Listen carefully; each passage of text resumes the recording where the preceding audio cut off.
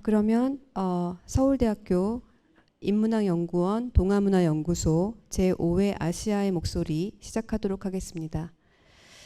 안녕하세요. 저는 오늘 사회를 맡은 서울대 인문대학 종교학과 김지연입니다. 아시아의 목소리는 동아문화연구소에서 손희정 재단의 후원을 받아서 아시아에서 활약하고 계시는 운동가, 학생, 작가, 예술가 등 현장에서 활약하고 계신 분들의 목소리를 듣는 프로그램입니다.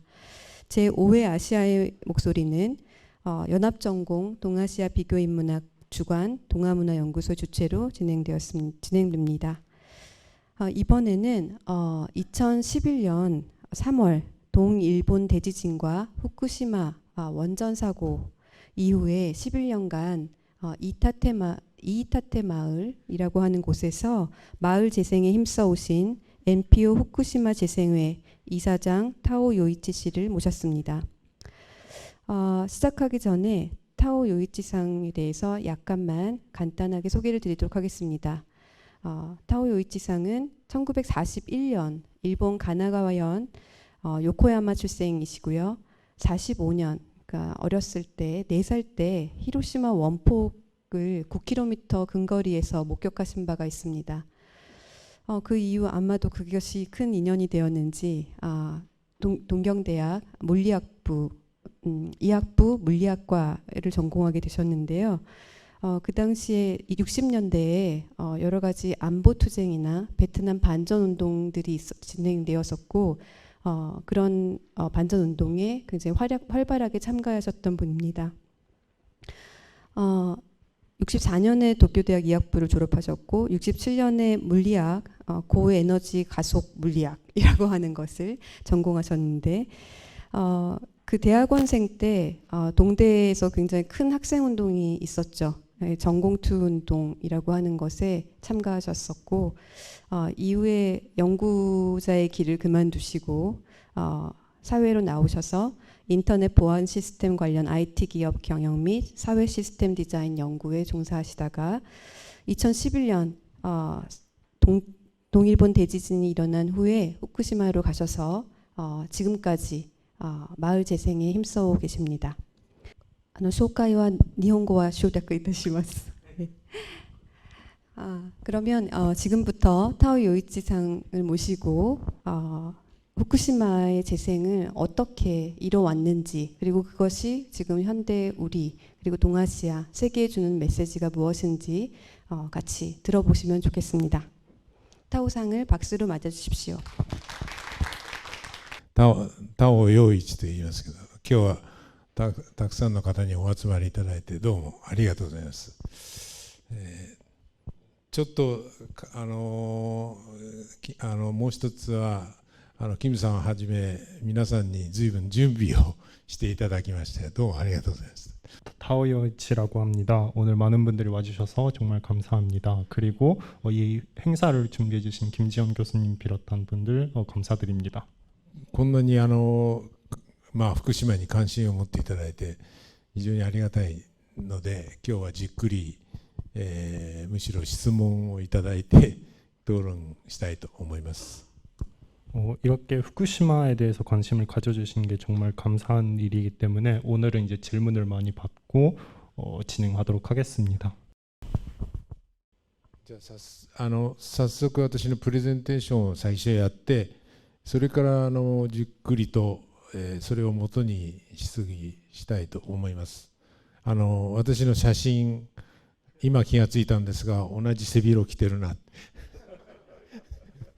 오늘 이제 발표를 먼저 하고 그 다음에 이제 질의응답의 시간을 갖도록 하겠습니다. 우선 이제 크게 사진이 나와 있는데 오늘 입고 있는 정장과 똑같은 옷을 입고 있습니다. 大変皆さんにお世話になって日本語とハングルが一緒になっているので非常にスピードが上がるんじゃないかというふうに思いますが私の方はちょっと同じハングルで書いてあると思いますが日本語でもって簡単にいきたいと思います。福島飯舘村の再生とは何かというテーマで、自然と人間の共生というのが副題です。 오늘은 이제 많은 분들의 도움을 받아서 발표 자료에 밑에 이제 한국어도 같이 기재가 되어 있습니다. 그렇기 때문에 빨리 끝낼 수 있을 것 같습니다. 일단 주제는 후쿠시마 이타테 마을의 재생이란 무엇인가, 그리고 자연과 인간의 공생이라는 부제가 붙어 있습니다.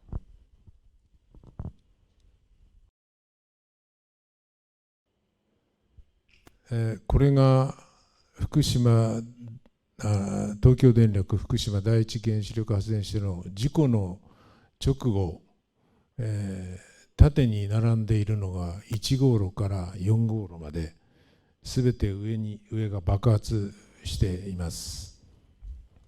이 사진은 도쿄전력 후쿠시마 제1원자력발전소 사고 직후의 사진입니다. 사진 가운데에 있는 건물은 1호기부터 4호기까지의 사진이고, 보시다시피 이제 폭발한 상태를 볼 수 있습니다.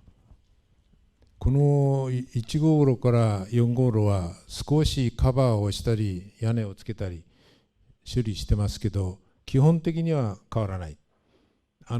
中に大変高線量の放射性物質が残っています。 사진에서는 잘 볼 수는 없지만 이 1호기부터 4호기 안에는 고농도의 방사능이 있습니다.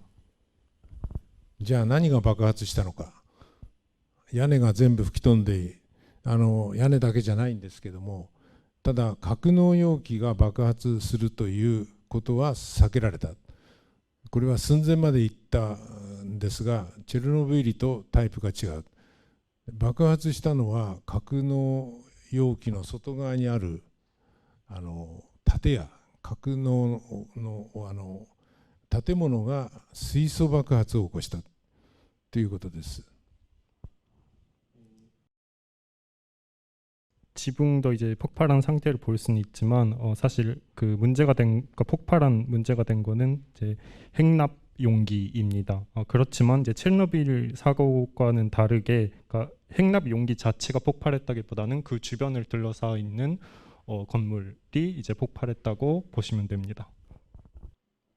これは原子力発電所の中の問題ですから、詳しくはまた何か。次にその福島原子力発電所が、これはここが爆発をして北西の風に乗って放射性物質がここの飯舘村など30キロから40キロのところを襲ったということです。 이 지도에서 알 수 있는 것은 이제 후쿠시마 원자력 발전소 폭발 후에 이제 바람을 타서 30km, 40km 정도 방사능 물질이 이제 날아가는 모습입니다. それでこれは少し専門的ですが、ベクレルという単位を使ってますが、3万ベクレルから100万ベクレルパー平方メーター、このぐらいは降っているということです。 이 구역에서는 이제 3만에서 100만 베클렐의 방사능 물질이 내려지고 있다고 생각하시면 됩니다. 11年前なんですが、現在でも村へ帰ることができるのか、農林畜産業を再開できるのかという問題が残っています。 11년 전 사고이지만 마을로 돌아갈 수 있을지, 그리고 농림축산업을 다시 시작할 수 있을지는 여전히 문제로 남아 있습니다. これは被害を受けた地域、ここが原子力発電所ですが、ここから北西の方向の風に乗って、ここの一帯全体はかなり山林地帯ですけれども、飯舘村はここです。当初この緑色の車線の部分全体が避難させられた。現在ここのピンク色はまだ誰も人が入れない、そういう状況です。 후쿠시마 제1원전 발전소에서 북서 30에서 50km에 하고 있는 게 이제 지도에서 볼 수 있는 이제 이타테 마을입니다. 이제 사고 당시에는 이제 초록색 부분까지 모두 이제 피난 지정 지역으로 이제 지정이 되었지만 지금은 이제 붉은색, 핑크색 부분만 여전히 사람들이 못 들어가는 지역으로 지정이 되어 있습니다. 私の住んでいる飯舘村の南、ここに長泥っていうところがあって、まだバリケードの中で、こちらはですね、一部ここに鉄道が通じてますから、それで原発の周りということで、かなり作業員が何千という数で毎日入っている。で、ここのところを部分的に解除していました。今年に入って解除が進んでいます。 제가 살고 있는 나가도로 행정구역 이 먼저 지도에 더 있고요. 그리고 원전이 있는 그 해안 부분에는 이제 철도가 있는데 지금도 그 일에 이제 종사하는 분들은 이제 그 지역을 왔다 갔다 하면서 그렇기 때문에 이제 부분적으로 해제가 되어 있는 상황입니다. これは事故の前、こういう稲が、米が取れる地域ですから、稲穂が秋きれいに刈り取り前の田んぼです。そして山がかなり多い村です。で、これが2017年に私たちが同じポイントから撮影しましたけど、こういうふうに2017年の時はこの緑色の中に黒い土が全部集積されていて、これが田んぼの上を剥いでここに集積しているということです。 먼저 위에 사진을 보시면 사고 전의 이타테 마을의 모습을 볼 수 있습니다. 뭐 노란색으로 볼 수 있는 거는 이제 수확 전의 쌀로 이제 볼 수가 있고, 그리고 밑에 사진은 이제 같은 장소를 2017년 4월에 이제 촬영한 것입니다. 사진에서 볼 수 있듯이 이제 이타테 마을의 주변에는 산이 많은 걸 알 수가 있고요. 그리고 밑에 사진에서 검은색 이제 봉투가 보이는 것들은 이제 밭의 표층을 이제 직접 벗겨내서 집적한 모습입니다.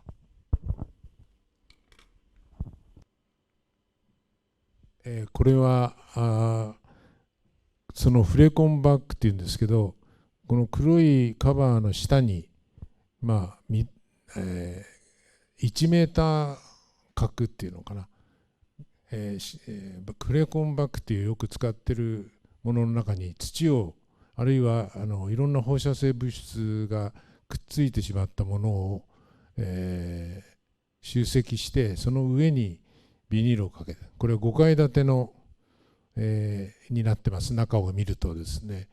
で、40%、40% は燃やすことのできる放射性物質に汚染されたものです。で、60% が土です。で、現在、今まで飯舘村でこういうものが230万個生まれて田んぼの上に積み上げられた。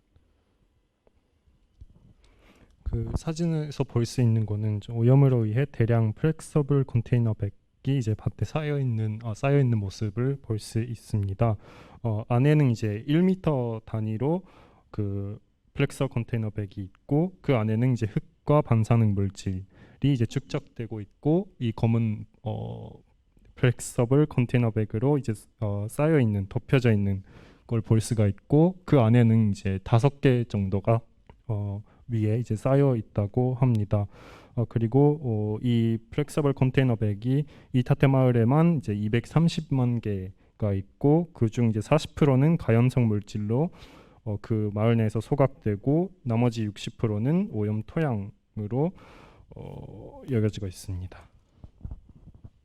福島県全体では2300万個です。 후쿠시마현 전체에서는 2,300만 개에 다다르고 있습니다. 私はこの村にずっと11年関わって、この言葉が一番フィットする、一番この事態を物語っているんではないかと思っています。 저는 11년 동안 이다테 마을에 살면서 여기에 지금 나와 있는 말이 제일 이 후쿠시마 사태를 표현하고 있는 말 아닌가 하는 생각이 듭니다. 1841年に生まれていますので、この田中正造さんという方が、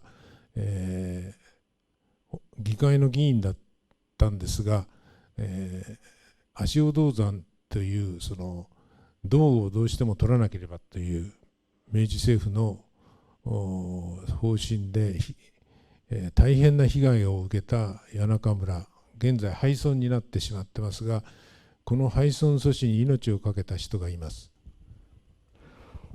여기 지금 이 나와 있는 타나카 쇼조라는 사람은 이제 1841년에 태어났고 그 당시에 제국의회의 의원이었던 사람입니다. 그리고 이 사람은 이제 그 당시에 동을 이제 생산하자라고 하는 메이지 정부의 방침으로 그 아시오도산이라는 장소에서 동을 생산을 하고 있었는데, 그로 인해서 그 아시오도산이 있었던 야나카 마을의 어떤 폐촌 저지에 목숨을 걸었던 활동가로 알려져 있습니다.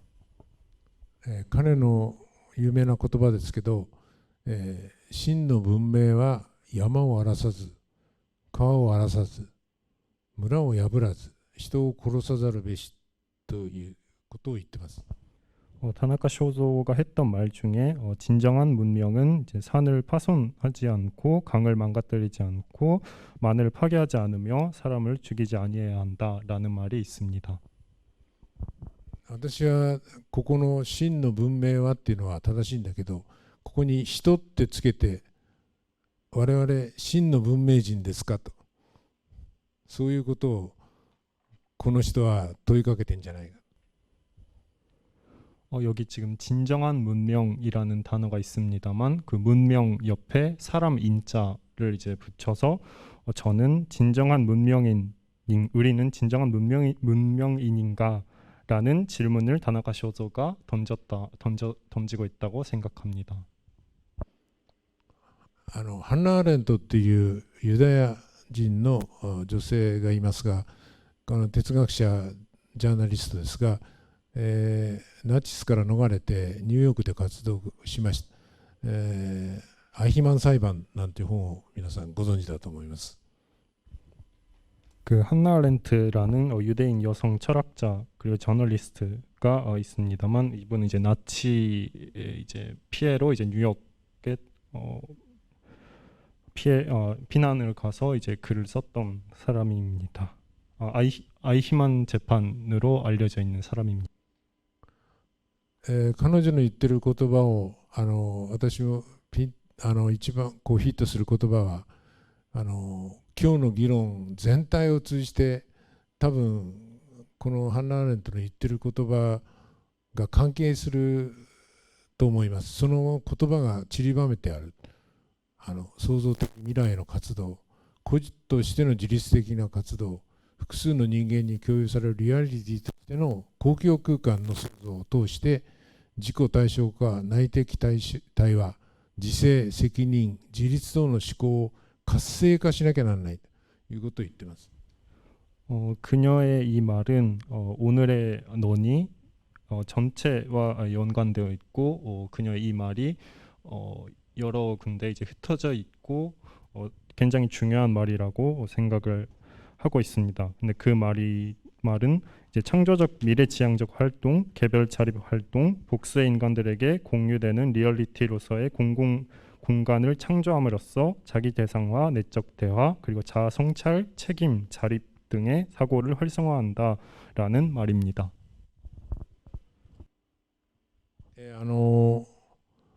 アイヒマン裁判という本の中で彼女がアイヒマンの裁判を全部傍聴して書いた本ですが、アイヒマンというのはナチスの高官としてアウシュビッツにユダヤ人を送り続けた手続きの責任者、そして600万人殺したということですが、その裁判を通じて彼女が言ったのは、この人は凡庸なる人である、悪魔じゃないっていう、そのユダヤの社会では彼を悪魔だ、殺せっていう世論の中で彼女はそう言ったっていうことですね。これは凡庸なる人々が凄まじい悪をやる、ここのところに一番大きな問題が僕は含んでいると思っています。 그녀의 이제 아이히만 재판이라는 이제 책이 있습니다만, 이 책은 이제 아이히만이라는 사람의 재판을 이제 방청하면서 아렌트가 이제 쓴 글입니다. 아이히만이라는 사람은 이제 나치의 이제 고관으로 이제 유대인을 600만 명을 이제 수용소로 보낸 것으로 굉장히 이제 유명한 사람입니다.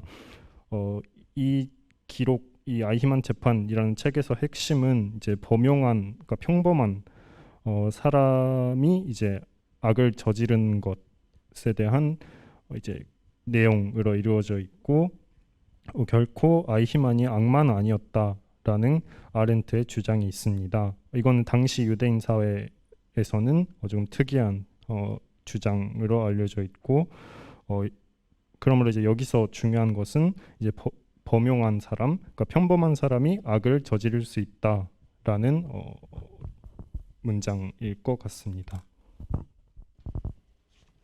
それで私はこういう考えをいろいろ並行して考えながら、旧18名と菅野宗男さんという、飯舘村の当時農業委員会の会長さんだったんですが、まだ避難しないで残っていた。2011年6月はもう避難命令は出てたんですが、牛を飼っていたので避難できない。それでおじいちゃんとご夫婦がいました。そこに初めて訪ねて話し合った結果、福島再生の会を作りました。2011년 6월에 이제 18명의 친구들과 이제 칸노 무네오 씨를 방문하고 이 후쿠시마 재생회를 이제 창설하게 되었습니다. 이제 칸노 무네오 씨는 2011년 6월에는 이미 이제 피난 지정 선언이 피난 이제 선언이 나와 있었지만, 그 당시에 이제 농민회 회장을 하고 있었던 칸노 씨는 이제 소를 키우고 있었기 때문에 이제 피난을 하지 않고 그곳에서 이제 계속 살고 있었습니다. 彼は一緒に住んでいた息子さん夫婦と孫2人を先に逃がしていたんですね。で、自分たちは牛のためにも簡単には出られない。それでその村民と共感し共同を開始した。失礼。村民と共感して共同を開始したのが福島再生の会です。 칸노 씨는 이제 칸노 씨의 아들 부부와 이제 손자 2명을 이제 마을 밖으로 내보내면서도 이제 본인은 계속 이제 마을에 살면서 그 마을에 남아 있는 주민들과 이제 공감하고 협동을 하는 것으로 이제 합의를 보았습니다. そこで宗男さんが現在も福島再生会の副理事長は宗男さんで、私が理事長を務めてます。それに東京大学の農学部教授の溝口さんが副理事長、あと大永君というのがボランティアの代表として副理事長、そういう体制です。 저는 후쿠시마 재생회의 이제 이사장을 맡고 있고, 여기에 나와 있는 칸노 씨는 이제 부이사장을 맡고 있습니다. 그 외에도 이제 동경대 농학부 교수인 미조구치 씨와 그리고 오나가 씨라는 이제 볼런티어를 하고 있는 분이 이제 부이사장으로 부이사장을 맡고 있습니다. ここに書いてあるその時確認した菅野宗男さんはじめ村民と確認した事項がここに並んでるんですけども、これはちょっとハングルにも書いてあるので、一個一個明確には言いませんが、事故は明確な人災である。で、事故を収束させる技術を当然持っていたはずなんじゃないのか。それを全然できない。それから既存して安心して農業を営んで生活できる施策を打つべきだ。から避難中の留守宅、農地、山林などを使って我々と調査と実験を村民と、ボランティア、科学者、専門家がですね、共同していくということ。それから得られたデータは村民、社会、行政、提供して提言を行っていく。で、これは福島の問題だけではなく世界の問題であるということを確認して出発しました。 여기 지금 나와 있는 것은 그 당시에 이제 칸노 씨를 비롯한 마을 주민들과 확인을 하고 이제 합의를 한 사항입니다. 한국어로 나와 있기 때문에 이제 참조해 주시면 감사합니다만, 우선 이제 후쿠시마 제1원자력 발전소 사고는 명확한 인재이며, 이제 원자력 발전소는 사고를 수습할 기술을 당연히 가지고 있어야 하는데 그게 전혀 안 됐었다. 그리고 마을 사람들이 이제 돌아와서 안심하고 농업을 통해 다시 생활할 수 있는 대책을 마련해야 하고, 피난 중인 빈집, 농지, 산림을 이용해서 조사와 실험을 이제 실행할 것을 확인을 했습니다. 그리고 지역 재생을 위해서 마을 사람 그리고 사회 행정부에 확보한 데이터를 제공하고 재원할 것을 약속을 했고, 그리고 후쿠시마만의 문제가 아니라 이 후쿠시마 원전 사고는 세계의 문제다라는 것을 확인을 하고 이 후쿠시마 재생회의 활동을 시작했습니다. で、再生の会の行動の指針っていうのは、まずは現場を見ることが大切だと。それから、老若男女、地域、組織を超えた共感と協働、それから農家の中に知恵がある。自分にできることは持ち寄ると。あらゆる人材、知識、総動員する。で、走りながら考える。考えながら走る。組織や制度にとらわれないで柔軟に対応する。専門家市民の役割が問われているということを背景にしています。 후쿠시마 재생회의 행동 지침은 우선 현장을 살피는 것이 먼저 중요하고, 그리고 남녀노소, 지역과 조직을 초월한 공감과 협동, 농가의 지혜 속에 힌트가 있다. 자기가 할 수 있는 것을 이제 가져오기, 그리고 모든 인재와 지혜를 총동원하기, 그리고 생각하면서 달리고 달리면서 생각하기, 조직 제도에 구애받지 않는 유연한 대응, 그리고 전문가 시민의 역할이 요청된다라는 것을 행동 지침으로 정했습니다. 活動原則というのを一応書いて出してますが、目的はあくまでも、福島飯舘村の生活コミュニティ、産業の再生で、活動指針としては現地で継続して共同して事実をもとにして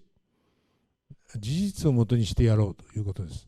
で、組織は新しい公共空間の創造、自立して思考する諸個人の集まりで、 NPO はノンプロフィットオーガニゼーションじゃなくてニューパブリックオーガニゼーション、あるいはネクストソサエティオーガニゼーション、そういうことを言ってます。 여기에 NPO 법인 후쿠시마 재생회의 활동 원칙을 이렇게 내세우고 있습니다.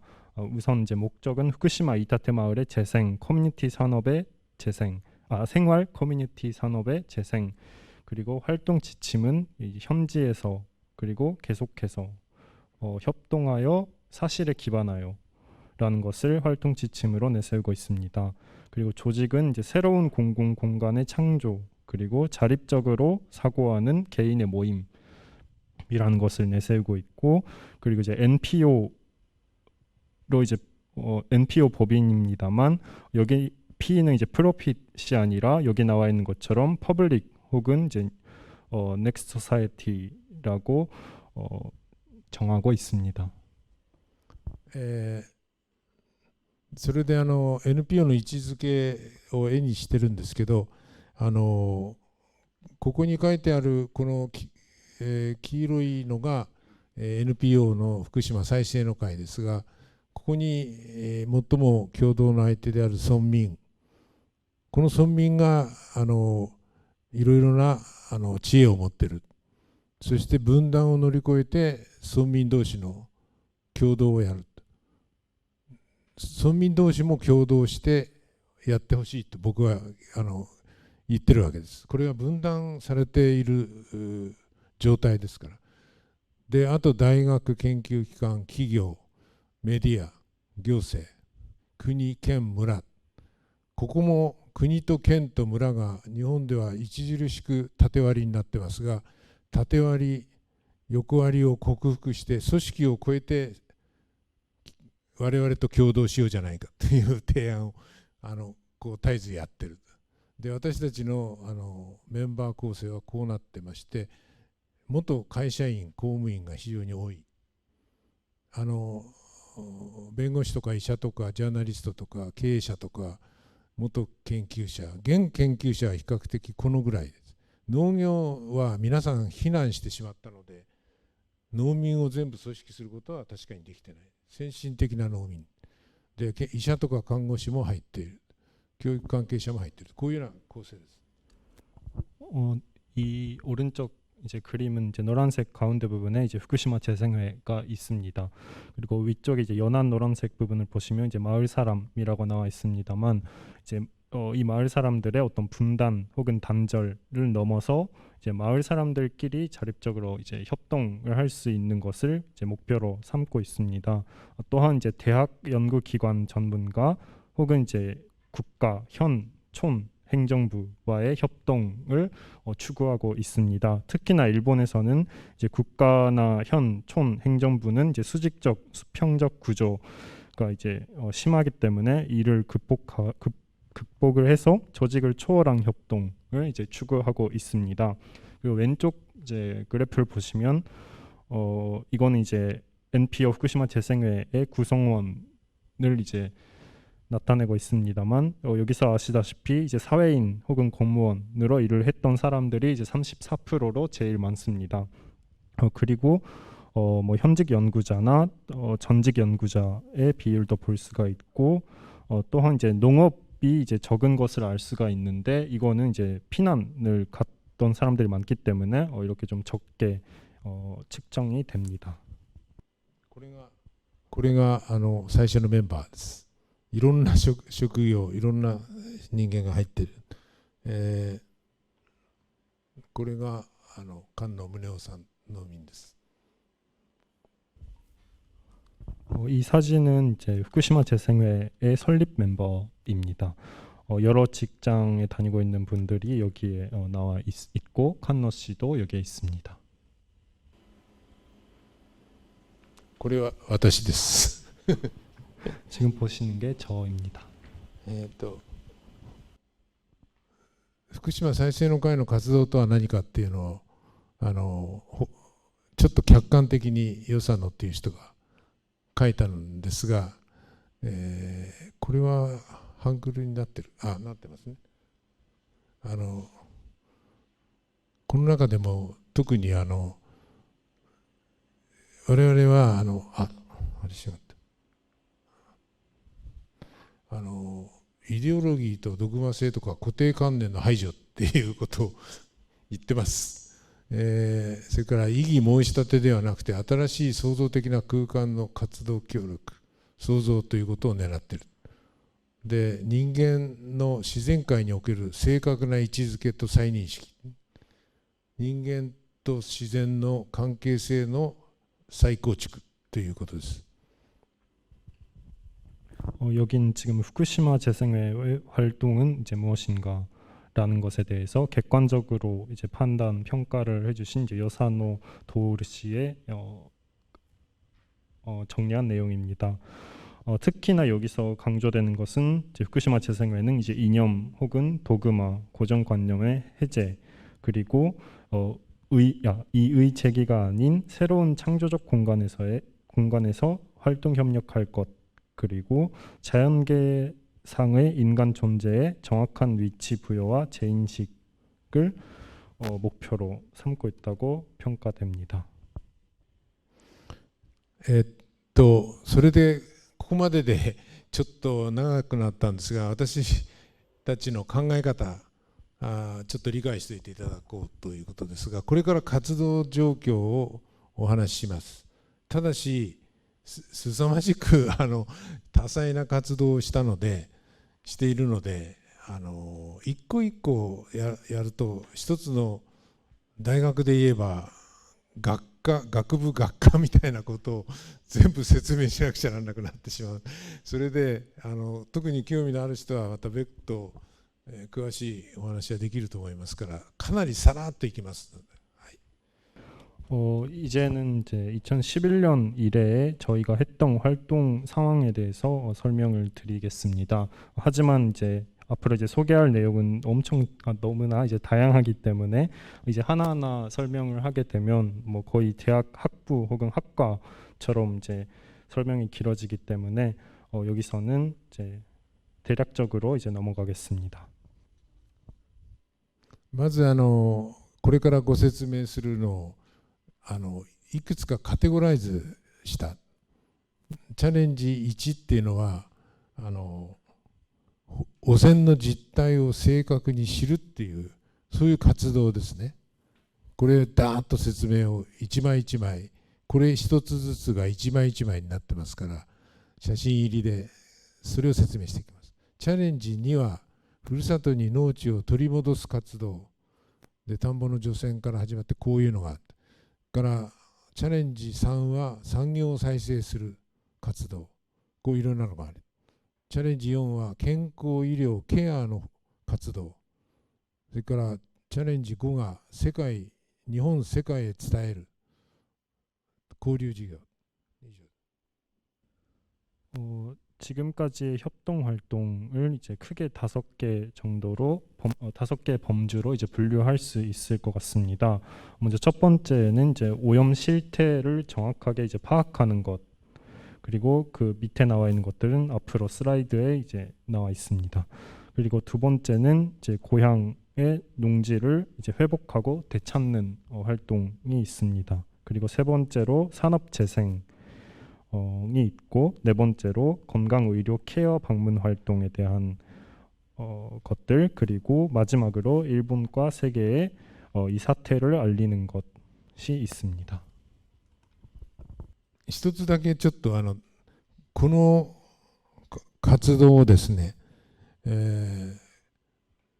私とか理事会はもちろん NPO とかあるんですが、それが予算を持って指令してるわけじゃないです。来た人が私はこれをやりたい、予算はないけどボランティアでやる、いやどっからか予算取ってくる、そういう人たちがやってるので、この指止まれって言うんです。この指止まれ、ハングルで何て言うのかわからないです。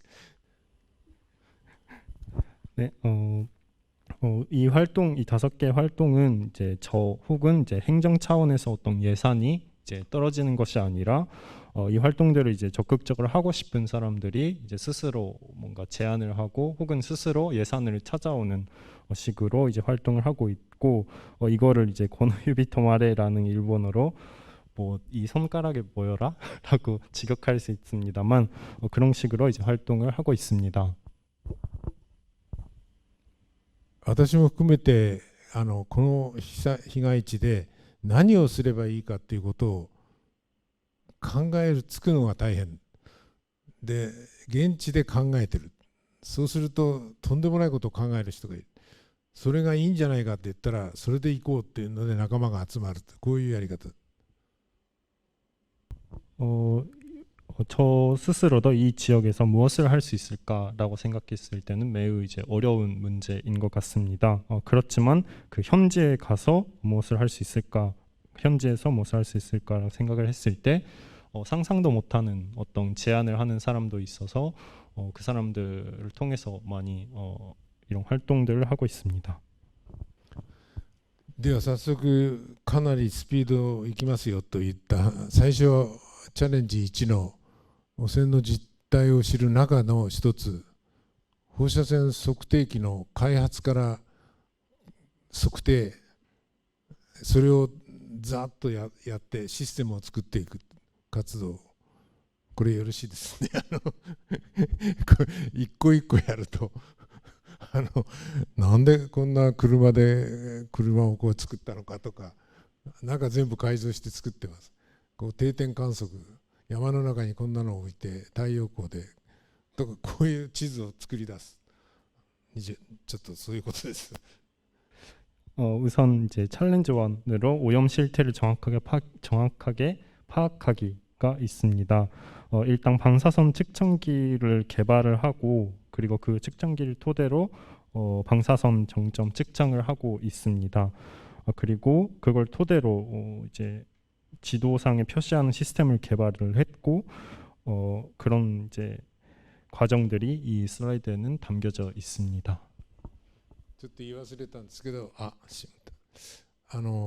これは僕らの会員が一人優れたエンジニアがいて、ゲームソフトを作る男ですけど、ここへ来てこれ作りますよ僕はって言ったので、経費を持ってですね、数十台作った GPS 機能入り放射線測定器、我々のハンドメイド、これを村民に配ってやっていると、こういうのなかったんです。で GPS と連動するという概念がなかった。 GPS の機械はこっち側に測定器があるいは地図をこうやって持ってるおじさんがいて、政府の人地図持って測定器持ってメモ持って3人1組で動いてる。これは3人いらないよって僕は政府に言いに行きました。そしたらびっくりして、もう予算出しちゃったと言って諦めたって。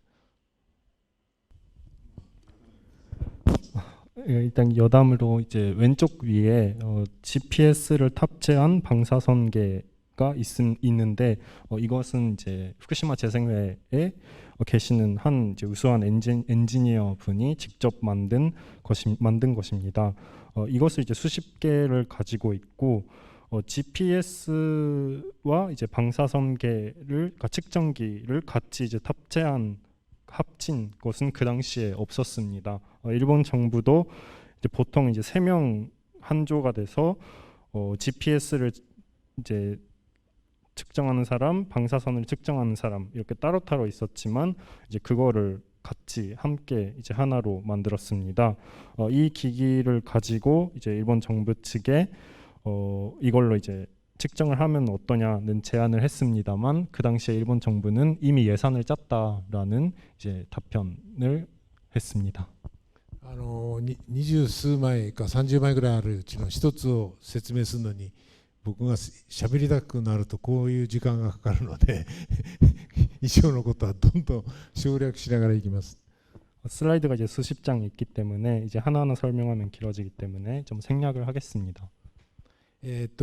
これは今の測定器、車なんかで測定した結果をマップにして、ずっとこれ2016年までの図しか今お見せしないんで、2020年22年まで全部やってるわけですね。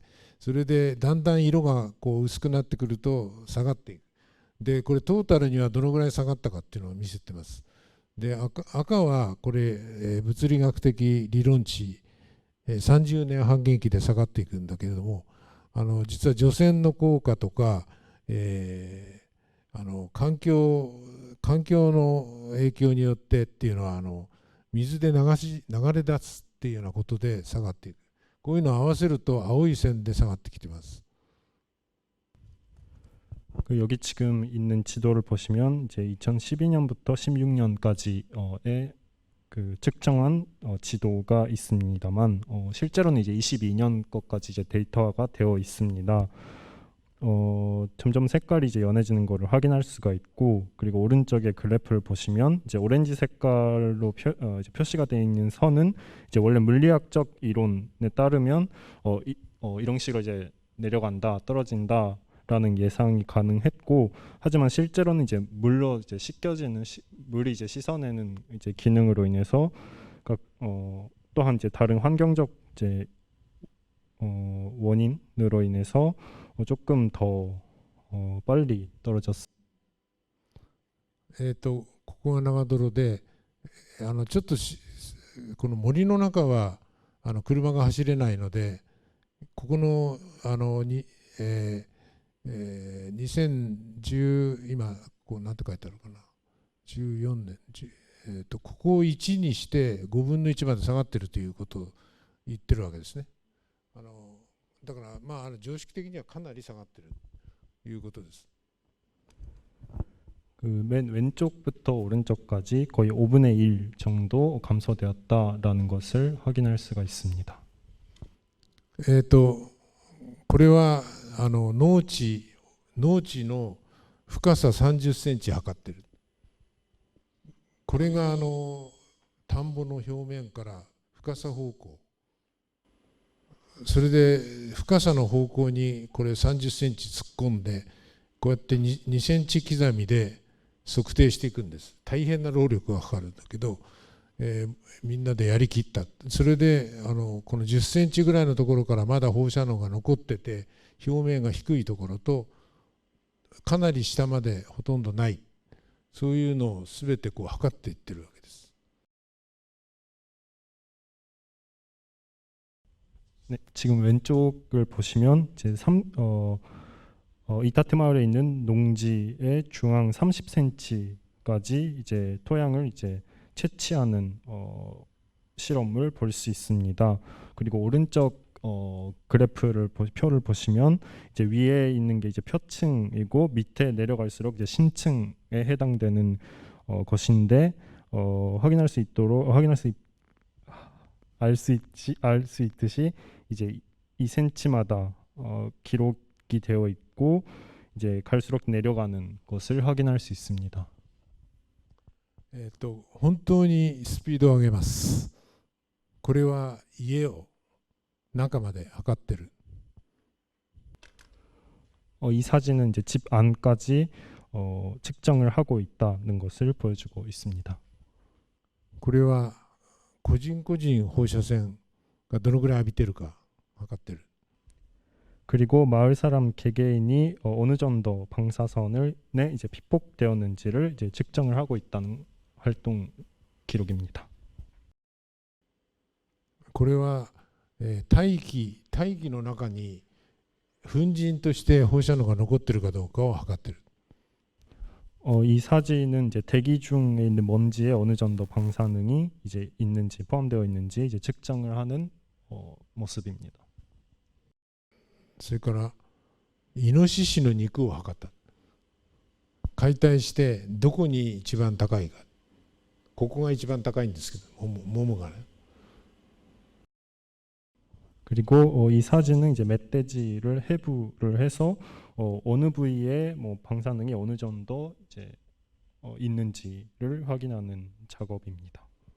キノコを測っていろんな種類のキノコごとに全然放射能量が違う。 그리고 버섯류에 있는 이제 방사능을 측정을 해봤더니 버섯 종류에 따라서 이제 그 안에 있는 방사능의 수치가 이렇게나 차이가 난다는 것을 알 수가 있었습니다.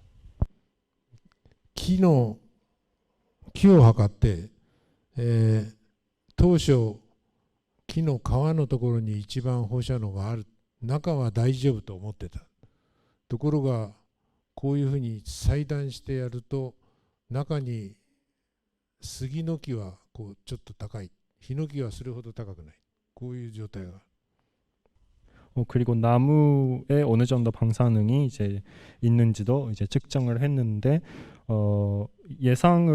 예상으로는 나무의 이제 표피에 당연히 이제 방사능이 이제 높을 거라고 이제 생각됐지만 실제로 이제 측정을 해봤더니 이제 삼나무 같은 경우에는 오히려 가운데 쪽에 방사능이 많이 이제 있다는 것을 확인할 수가 있었습니다.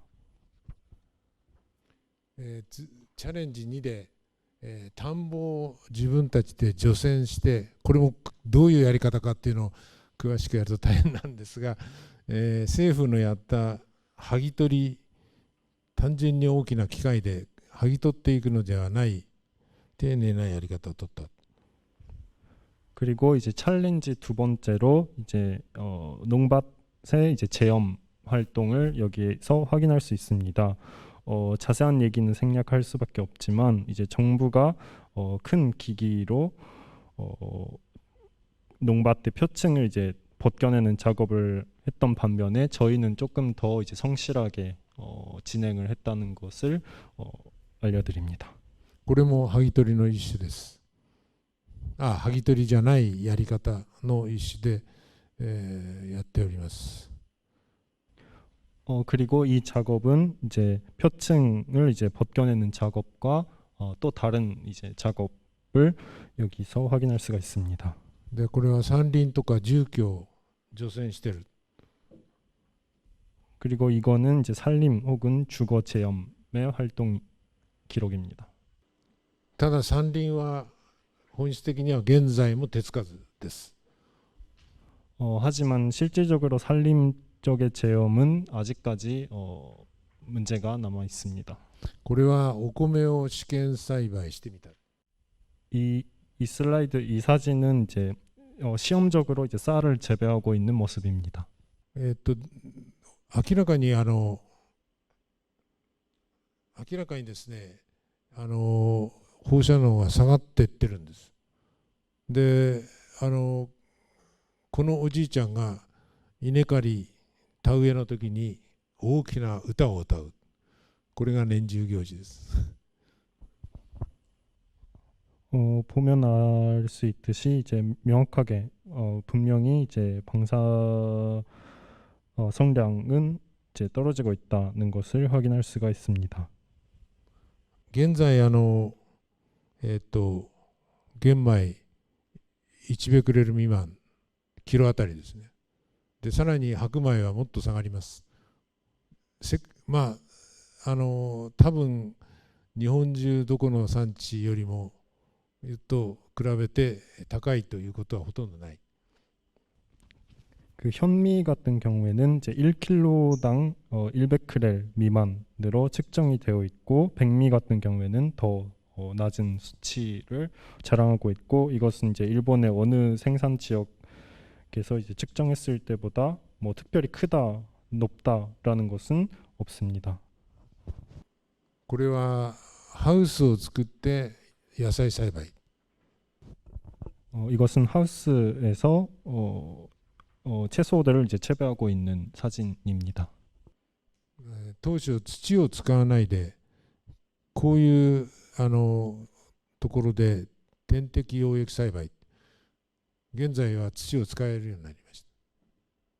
원래는 이제 흙을 사용하지 않고 점적 용액을 통해서 이제 재배를 했었고 현재는 이제 흙을 다시 사용할 수 있게 되었습니다. これは牛を戻し始めた村民を協力して我々がこういう小屋を作ったりいろんなことを手伝ってる。あるいは花を栽培してる。花がすごくきれいな村ですから、そこを我々としてはいろんな支援をしているということです。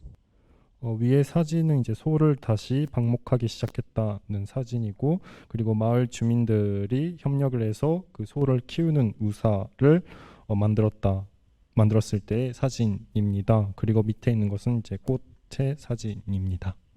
あとは水力発電の実験をやったり、なかなかうまくいかないです。 또한 잘은 안 되지만 이제 소규모 수력 발전 테스트를 하고 있는 것도 확인하실 수 있습니다.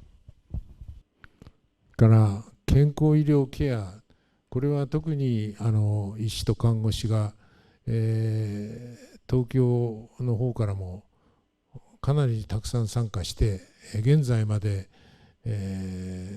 当初避難していた避難の場所にまで行って、現在は人間関係ができてしまって、コロナの間は絶えず分担してそのお年寄りに電話をかけまくってる。で年寄りは戻った人と戻らない人が周辺にいたりするので、こういう活動を医者と看護師とボランティアで協力してやり続けてます。 그리고 이제 챌린지 네 번째는 이제 건강 의료 케어 방문 활동을 들 수가 있습니다. 여기에 이제 활동에 참여하고 있는 뭐 의사, 간호사 등등은 이제 도쿄에서 주로 많이 참여를 해주셨습니다. 그리고 원래 이제 피난처에 있었던 주민을 직접 이제 피난처 지역까지 이제 방문을 했었는데 그러다 보니까 서로 이제 관계가 형성되고 코로나 시기에는 이제 전화를 통해서 이러한 활동을 하고 있었습니다. こういうコミュニティセンターのようなところを古い小学校でやってる。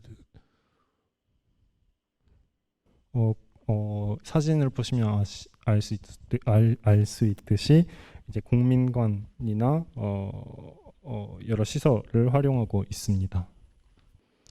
これは世界へ伝える、日本の全国に伝えるということでネットワークで、この今日も来ていらっしゃる時間あとね20分あと20分なんで本当に、どうやってやろうかなと思ってるんですよね。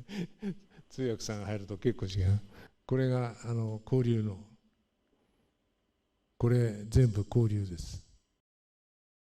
그리고 이제 일본과 세계를 이제 연결하는 활동을 하고 있고 여기에 나와 있는 포스터들은 여러 보고회를 했다는 이제 기록입니다.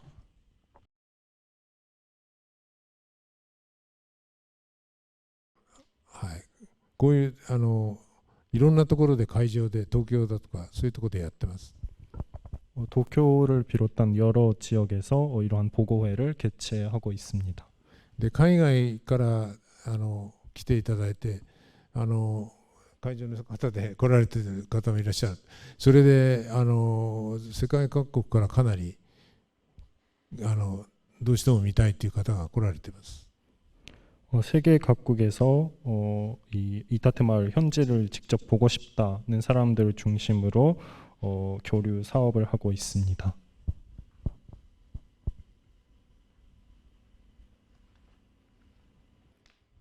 これはそれのいろんな外国の人です。 이 사진은 그때 찍었던 사진입니다. 最近の活動に移りますけど本当に時間がないので、これちょっと飛ばして、これはオンラインでアーティストと飯舘村と近未来これをやりました。 최근 활동에 대한 소개를 하겠습니다. 조금 이제 생략을 할 수밖에 없는데요. 여기 지금 오른쪽에 있는 포스터를 보시면 온라인에서 포럼을 했을 때의 그 포스터인데 이타테 마을과 가까운 미래, 근미래라는 제목으로 개최를 했습니다. これ通訳してもらわなくてもこれで分かりますよね。この20世紀からの新しいこれ近未来、飯舘村と近未来。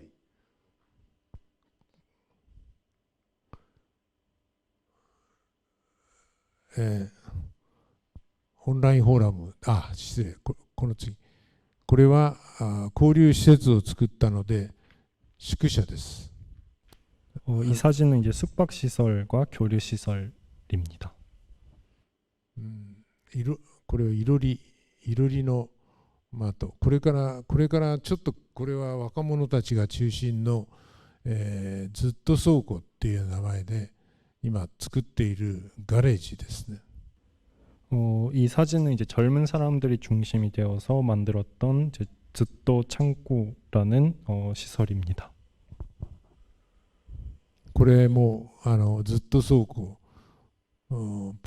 ずっと倉庫っていうのはプランずっとコンティニュアスガレージっていう意味だけどそのずっていうのはプランニングとか 考える推し量るそういう意味、韓国でも分かる言葉じゃないでしょうか。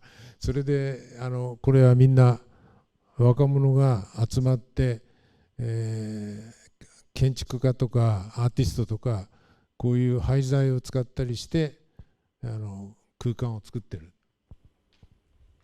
즈또 창고라는 것은 이제 말 그대로 즈또가 지속적으로 계속해서 그 창고에서 이제 활동을 한다라는 뜻이고, 그리고 즈또의 그 한자는 뭐 생각하다 혹은 뭐 기획하다라는 뜻이 담겨져 있습니다. 그리고 사진을 보시면 알 수 있지만 젊은 사람들이 주로 중심이 되어서 뭐 예술 활동을 하고 있습니다. アーティストはこういう作品を作っていたり、村の中の木の葉でこういう作品作ったり、かぼちゃにプラスチックの型をはめて育成するとロボットになっちゃう、こういうのを作ってる。 여기 보시면 그 예술가들의 활동을 이제 볼 수가 있는데, 오른쪽 위에는 이제 나무를 그 이타테 마을에 있는 나무를 가지고 뭐 그림을 그리거나 혹은 뭐 호박을 활용을 해서 로봇을 만드는 활동들을 하고 있습니다. これは韓国でもひょうたんってありますね。プラスチックはもうやめようということで、飯舘村でひょうたんをどんどん栽培してます。それで村民と一緒になってこれ栽培して、売り出そうとしている。これを酒瓶とかペットボトルの代わりにしようとする。 그 오른쪽 사진을 보시면 이제 표주박을 이제 활용을 해서 만든 용기들을 볼 수가 있습니다. 이 표주박은 이타테 마을에서 재배를 하고 있습니다. これは先ほど話した健康医療チームがまだ毎回続けてやっておりまして、大変な評判になっている。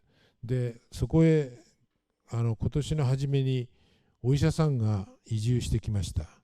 本田さんという人ですが、これは優れた医者で、私たちと一緒に今活動している。 이 포스터는 이제 방금 전에 설명을 드렸던 이제 건강의료 케어 팀의 활동에 대한 기록입니다. 지금까지도 계속 활동을 하고 있고 매우 높은 평가를 받고 있습니다. 특히나 이제 올해 초에 이 혼다 씨라는 이제 의사가 이타테 마을에 이주하면서 여러 가지 의료 활동을 하고 있습니다. ここは今手つかずってさっき言いましたけど、飯舘村の 75% 山林なので、この山林は手つかずですから何もしてない。そこにこういう里山を再生するプロジェクトを今計画して、ここら辺もだいぶ進んできました。 네, 아까 전에 이제 이타테 마을의 어떤 산림에서는 회복이 좀 제대로 진행이 안 되고 있다라는 얘기를 드렸지만, 어쨌든 75%가 이타테 마을의 75%가 산림으로 구성되어 있습니다. 그리고 이 사진의 이제 아래쪽 밑에 쪽을 보시면 그 부분에서는 지금 어느 정도 복구 작업이 진행되어 있습니다. これは東北大学の巨大な電波望遠鏡もある村なんですね。それで星空観測の小屋も作りました。で阿武隈山系というここが海ですけど太平洋ですけど、ここ沿いに阿武隈ロマンチック街道という名前で、飯舘村ここなんですけど、南の方へずっと同じような文化のある、ここは通れないんですけどね、だけどここを開通を今働きかけを政府に言いたいと思ってるんだけど、そうすると文化と人の交流がこの街道沿いに開通するだろうと。ここが飯舘です。 그 왼쪽 사진을 보시면 동북대학 도호쿠 대학의 이제 전파 망원경이 이제 설치된 모습을 볼 수 있고, 이를 통해서 별하늘 관측을 하고 있습니다.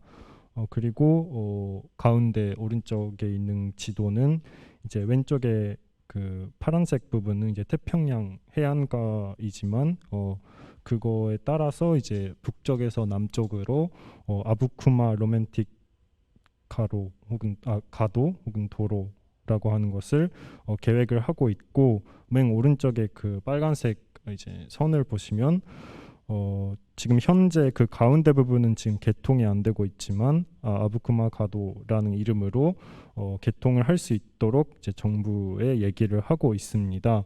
이 지역 일대는 이제 비슷한 문화를 가지고 있는 마을들이 많기 때문에 만약에 개통된다면 문화 그리고 사람들의 교류가 가능해질 거라고 생각됩니다.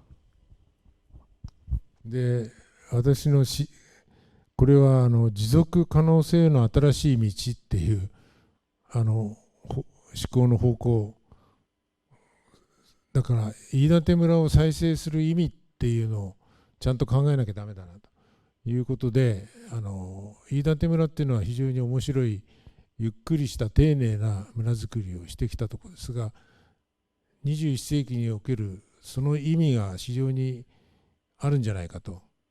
世界的に近代化目標というのは経済成長と科学技術進歩なんですが、持続可能性のある生活産業の追求、これを飯舘村では狙っていこうと。食料とエネルギーと高齢化問題さえ解決すれば生き残れんじゃないかと。そういうことで今飯舘村の良さを残そうと。ただし今までの古いのを残すだけじゃどうにもならない。新しい概念で作り出さないといけない。しかも世界に通用するものを作ろうというのが狙いです。 우선 이타테 마을의 마을 만들기의 사고의 방향성은 지속 가능성으로의 새로운 길이라고 요약할 수가 있습니다.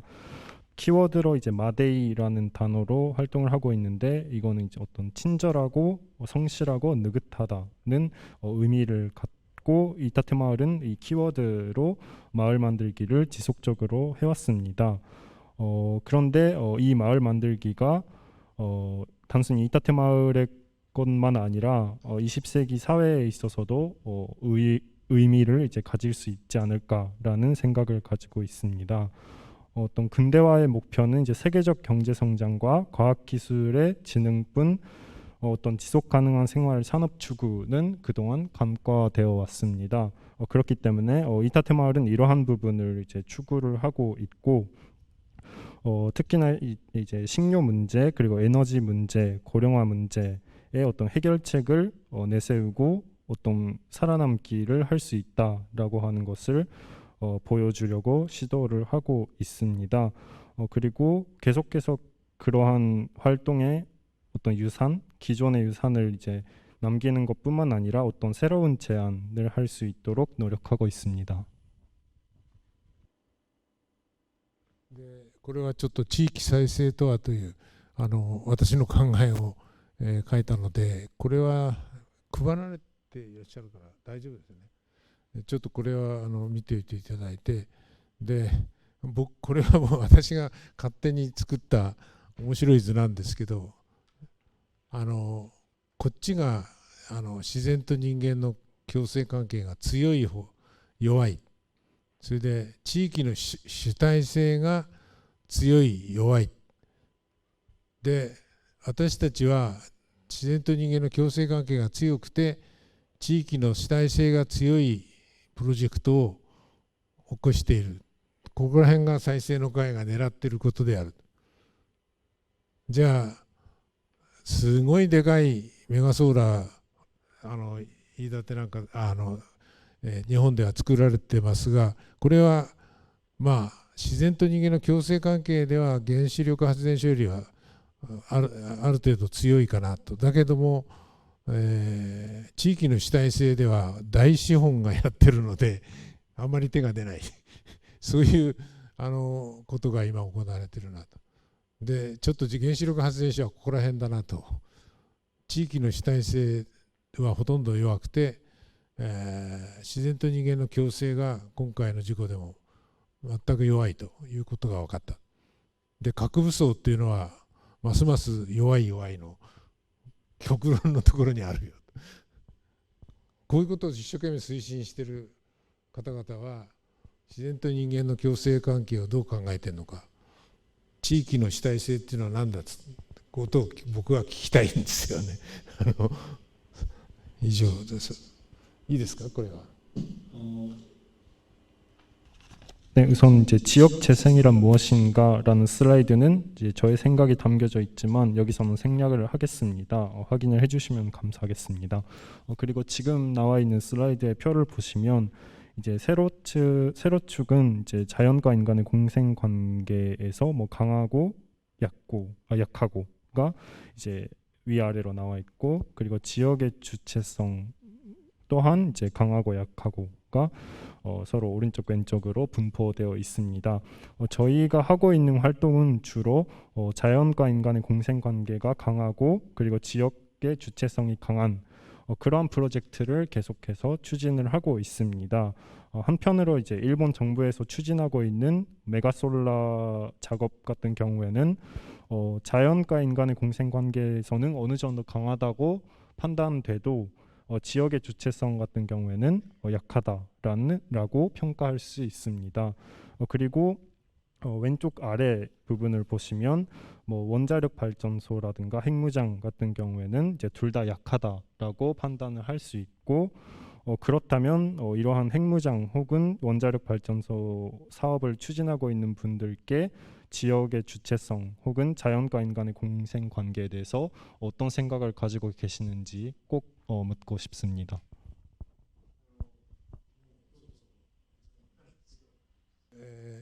私個人が大まかに考えている、21世紀のこうあったらいいんじゃないかという方向性ですけど、どうやら自然と人間の共生をどう考えるかが21世紀の世界とか日本の課題なんじゃないかっていうのが飯舘村から言いたいことです。それで私もサイエンスをやってきた人間として、サイエンスは自然を謙虚に学ぶものだと思っている。それから同時に好奇心で動いている。私は物理学は好奇心でやってたつもりなんですけど、好奇心を全然否定しているもんじゃない。だから自然を謙虚に学んでメカニズムを発見していってる。ただ日本では科学と技術が混同されてしまってて、科学と技術に点がないんですね。サイエンス&テクノロジー&アートなんだけど、日本は科学技術が一つの言葉になってるんです。連続してんで、科学技術賞っていう賞がある。で、政府の戦略は総合科学技術会議で作られてる。原子力推進しようとか。で、科学技術というのがくっついちゃった。で、私はそこの委員になったことがあって、最初に聞いてみた。あなたは科学技術省の人に科学技術っていうのは何なんだと。科学と技術が同じか違うかとこう言ったら分かんないと僕は科学っていうのは自然に学ぶもんだと。技術っていうのは自然と人間社会を理解しているのが前提だと。だから原子力発電所システムを作る人は最も人間社会を理解してなきゃいけない。テクノロジーというのは好奇心でやられたらかなわない。僕はそう思ってます。夢を持ちましょうっていう人がいるんだけど、単なる夢でロケットなんかやられるとミサイルに転換する本当に怖い。だから技術を思考する人は哲学から社会まで全部勉強してくれと。安全性から全てを勉強して、経済性からを勉強してやる最も優れた人間がテクノロジーをやるべきだと私は思ってるんで自然科学のサイエンスっていうのは割と簡単であると私はそういうふうに思ってます。で自然と共生し生活を支える農林水産畜産を主役にする社会にした方がいいんじゃないか。日本は農業国であることを忘れました。戦前まで農業国だと僕は農民 80% は農民だった国です。ところが戦後なぜか科学技術国だっていうふうに思い出して工業国だと言い出した。世界の冠たる工業国であると言いたくて今でもしょうがない。だけど工業だけやってたら食えない。農業国が基本になきゃダメだ。この間私農業の専門家の集まりで、あんたたちはなんで農業が主役だって言わないんだと、工業の方にちょっと遠慮してんじゃないのかということを言ったら拍手万来を受けましたけど、そういう話です。それから科学技術芸術政治経済は自然との共生を手助けするっていうことを頭に描いてやるべきだと思います。それで地域が主人公、各地域がネットワーク型の連携を作る世界を、世界的にこういう地域がネットワーク型に連携したら国家単位よりも面白いかもしれない。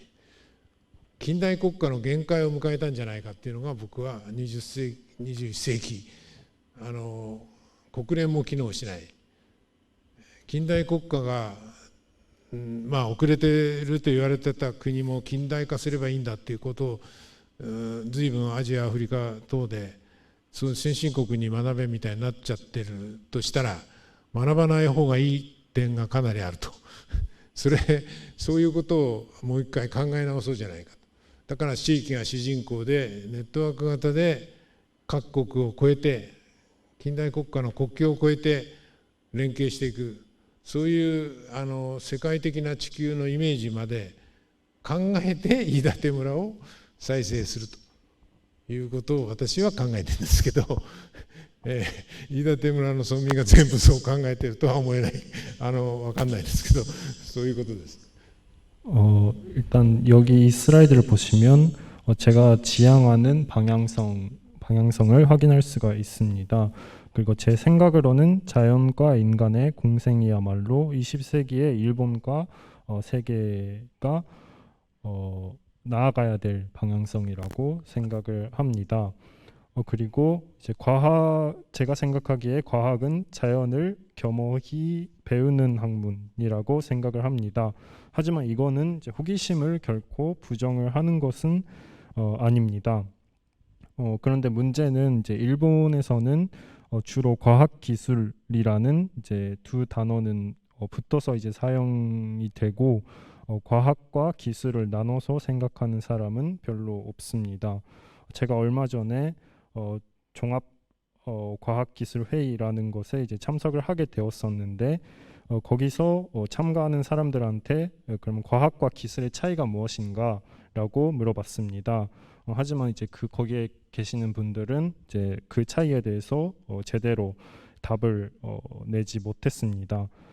제 생각에는 이제 과학은 자연을 이제 겸허히 배우는 학문, 그리고 기술은 자연과 인간 사회의 이해가 전제되어야 한다고 생각을 합니다.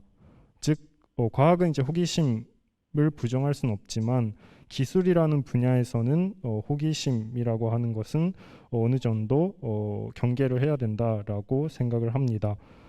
예를 들어 어린 아이들에게 뭐 꿈을 가집시다라는 교육만으로 그 어린 아이가 나중에 로켓을 만들게 되면 그것이 미사일로 사용될 가능성이 있기 때문입니다. 그렇기 때문에 만약에 기술을 배우는 사람이라면 반드시 철학이나 어떤 사회학에 대한 공부를 할 필요가 있다고 생각을 합니다. 그리고 세 번째로 자연과 공생하며 생활을 지지하는 농림수산축산을 주역으로 하는 사회로 하는 것이 좋다고 생각을 합니다. 일본은 이제 전쟁 전에는 이제 80%가 농민으로 구성된 나라였습니다. 그러다가 지금은 적극적으로 일본 공업국이다라는 어떤 주장을 내세우고 있습니다. 하지만 제 생각에는 지금이야말로 농업국으로기 어떤 주역이 되는 나라 만들기가 중요하다고 생각을 합니다. 그리고 과학, 기술, 예술, 정치, 경제에는 자연과 공생을 도와주는 역할이 있다고 생각을 합니다. 그리고 다섯 번째로 이제 지역이 주인공, 각 지역이 네트워크형 연계를 만드는 세계를 목표로 하는 것이 중요하다고 생각을 합니다. 특히나 이제 근대 국가라는 국가 단위의 어떤 프로젝트가 한계를 보이고 있는 상황에서 제가 생각하기에는 어떤 지역이라고 하는 주체가 주인공이 되어서 네트워크를 만드는 것이 무엇보다 중요하다고 생각을 합니다. じゃあ、これで、今の未来の、共生している自然、こういう村です。一度来てください。老人クラブがこういう花をどんどん作ってます。で、農業できない、ちょっとやれてないところにひまわりをせめて植えている。じゃあ以上で私の話を終わりますが、ちょっと3分終わって。 네, 마지막 사진은 이제 이타테 마을에서 자연과 어떤 사람이 공생하는 모습을 볼 수가 있습니다. 꼭 이제 관심 있으신 분들은 꼭 한번 실제로 이제 직접 찾아와 주시면 감사하겠습니다. 그리고 농업이 안 되는 지역에서는 구역에서는 이제 해바라기를 심고 있는 사진 모습을 볼 수가 있습니다. 네, 오늘 발표는 여기까지로 마무리하겠습니다. 감사합니다.